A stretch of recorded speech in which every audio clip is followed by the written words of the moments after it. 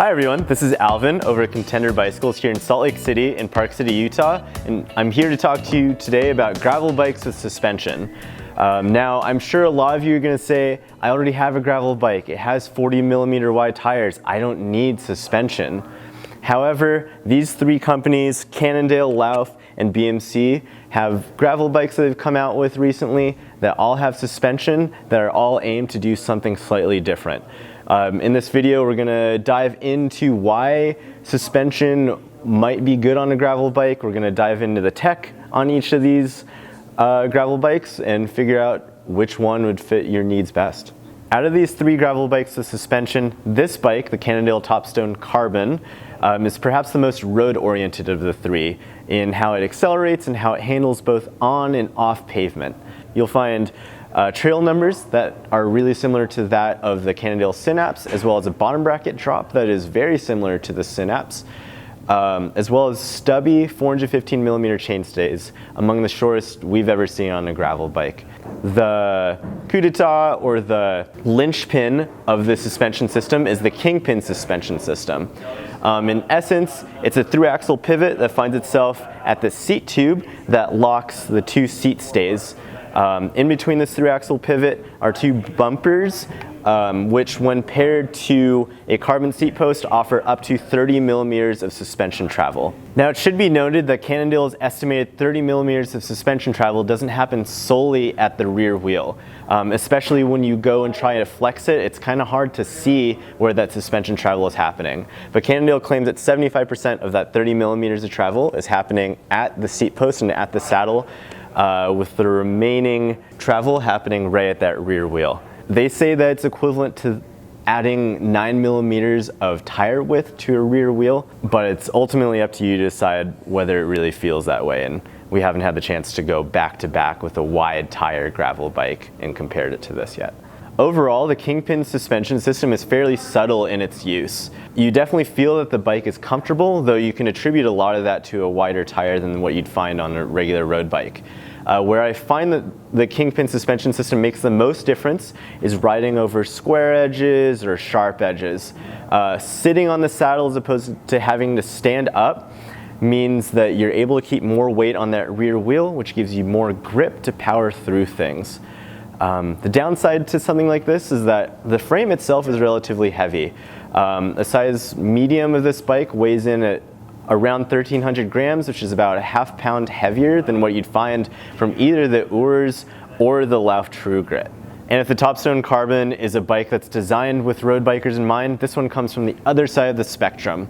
There's a lot of mountain bike DNA in this bike. You'll see the long reach as well as the short stem and the long wheelbase, particularly for a gravel bike, but you'll also see BMC's own MTT suspension system, a technology that's already been used for years on BMC's cross-country hardtail, the Team Elite.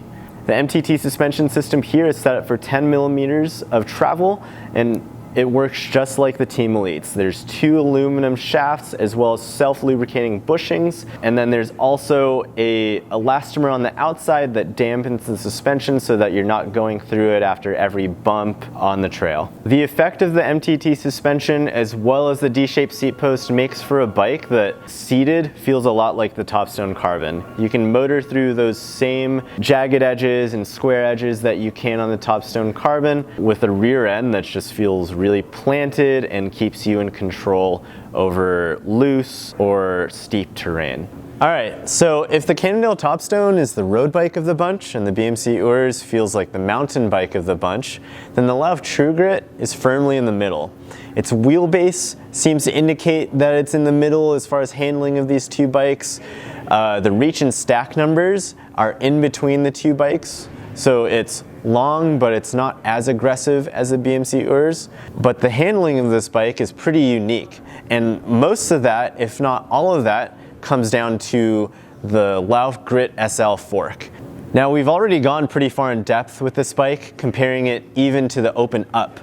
But in essence, the Grit SL fork is a 30mm suspension system for the fork specifically that uses composite leaf springs.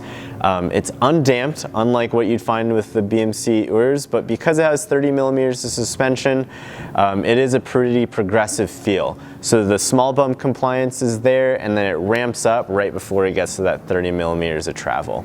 The magic of the True Grit and the Grit SL fork comes in its small bump compliance. I really noticed the difference riding over washboarded gravel roads, roads that are really rutty, or even single track trails where there's just a lot more control as well as comfort.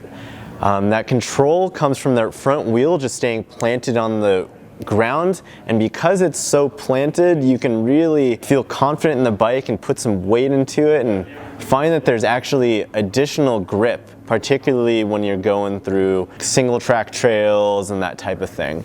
That makes the bike really versatile and allows you to ride it in places that you may not otherwise consider a gravel bike to be rideable. The downside of this, I think, comes in the imbalance of this bike.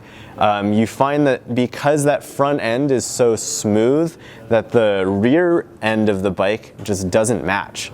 The Grit SL fork here, while being relatively lightweight for what it is still about 3/4 of a pound heavier than your equivalent carbon fiber gravel fork.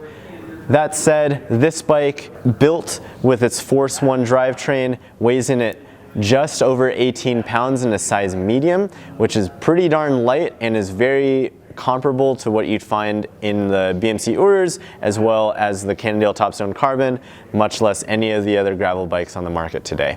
Now, it should be noted that my riding experience with these 3 gravel bikes and the suspension that comes with it comes as someone who weighs 130 pounds soaking wet.